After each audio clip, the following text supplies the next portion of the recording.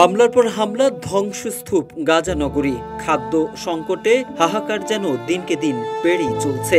মানবেতর জীবনযাপন করছে গাজার শিশুরা। কঙ্কালসার দেহ আর ক্ষুধায় জরাজীর্ণ নগরীতে ফের যুদ্ধবিরতির আভাস। গাজায় স্থায়ী যুদ্ধবিরতিতে পৌঁছানোর জন্য একটি সাধারণ কাঠামোর বিষয়ে মার্কিন প্রেসিডেন্টের মধ্যপ্রাচ্য বিষয়ক দূত স্টিভ উইটকফের সঙ্গে একটি চুক্তিতে পৌঁছেছে ফিলিস্তিনি স্বাধীনতাকামী গোষ্ঠী হামাস। ২৮ মে বুধবার প্রকাশিত হামাসের এক বিবৃতিতে বলা হয়েছে, তারা উইটকফের সঙ্গে একটি সাধারণ কাঠামোর বিষয়ে একটি চুক্তিতে পৌঁছেছেন, যা স্থায়ী যুদ্ধবিরতি। চুক্তিতে গাজা থেকে ইসরায়েলি দখলদার বাহিনীর সম্পূর্ণ প্রত্যাহার এবং মানবিক সাহায্যের অবাধ প্রবেশ নিশ্চিত করবে। হামাস আরও জানিয়েছে, চুক্তিতে যুদ্ধবিরতি ঘোষণার পর গাজার বিষয়গুলো পরিচালনার জন্য একটি পেশাদার কমিটি গঠন অন্তর্ভুক্ত রয়েছে।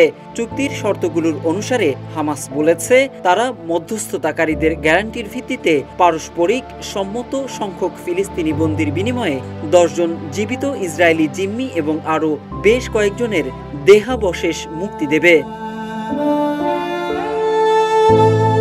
হামাস আরও জানিয়েছে, তারা এখন চুক্তি কাঠামোর চূড়ান্ত প্রতিক্রিয়ার অপেক্ষায় রয়েছে।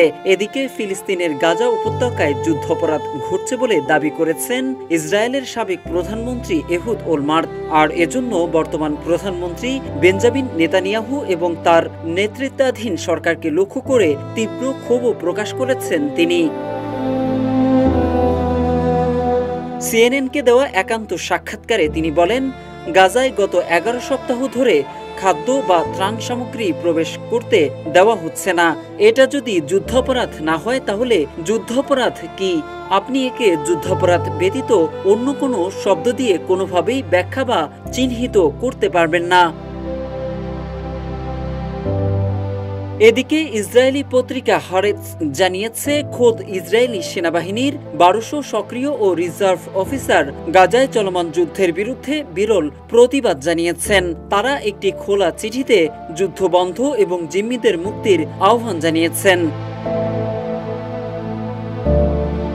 ইসরায়েলের এই যোদ্ধারা চিঠিতে সতর্ক করে দিয়ে বলেন, যুদ্ধ দীর্ঘায়িত হলে সৈন্যদের মানসিক স্বাস্থ্যে ভয়াবহ প্রভাব পড়বে এবং যুদ্ধাপরাধের ঝুঁকি বাড়বে। চিঠিতে সৈন্যরা সরাসরি সরকারের সিদ্ধান্ত ও সেনা নেতৃত্বকে চ্যালেঞ্জ জানিয়ে যুদ্ধবন্ধের জোর দাবি জানিয়েছেন। মোহাম্মদ সাইফুল ইসলাম, ইত্তেফাক।